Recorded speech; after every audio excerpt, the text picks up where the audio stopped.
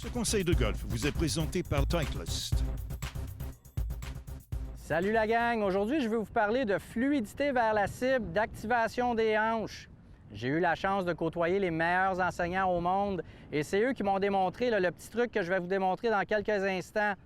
Le gros problème chez les amateurs, souvent on se préoccupe de l'élan arrière, de l'esthétique et de la technicalité de l'élan arrière et on oublie de l'avoir de la fluidité vers la cible.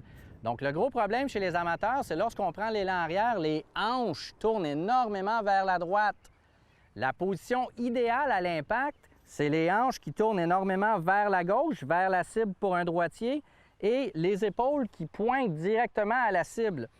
Comment est-ce que je veux avoir les hanches tournées complètement vers la gauche? Si je les tourne énormément vers la droite, plus on fait ça, plus on va avoir de problèmes dans le haut, dans la deuxième partie de l'élan, avec les mains, les bras, les épaules. Donc un truc très simple, vous prenez une petite tige comme ici, vous mettez ça à la hauteur des hanches, juste comme ceci. Et puis, ce qu'on fait, c'est comme les meilleurs joueurs au monde. Si vous notez, si vous regardez les élans des meilleurs joueurs au monde, on n'a presque pas de rotation de hanche vers l'arrière parce qu'on veut avoir de la fluidité vers la cible. Donc, on fait la même chose, presque pas de rotation de hanche vers la droite.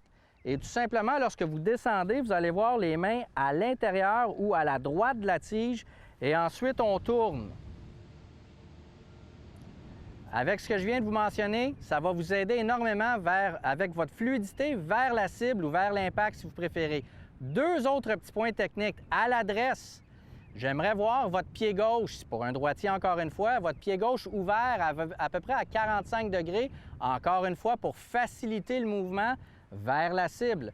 L'autre chose que je remarque chez les amateurs qui tournent leur hanche énormément vers la droite, c'est les genoux fléchis vers l'intérieur. Donc, ce que je veux voir, c'est les genoux un petit peu comme si vous étiez assis sur un cheval, donc les genoux un petit peu plus écartés.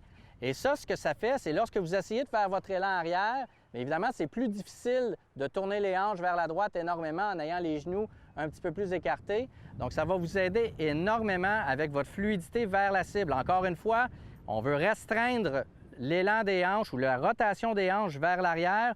On en veut plus vers la gauche pour un droitier. Et sur ce, bon golf!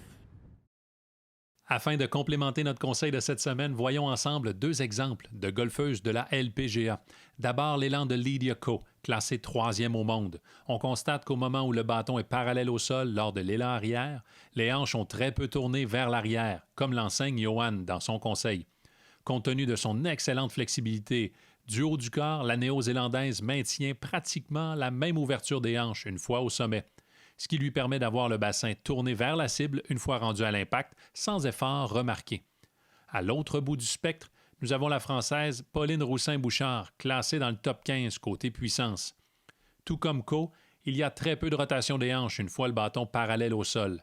Cependant, on observe énormément de rotation dans la dernière portion de l'élan arrière.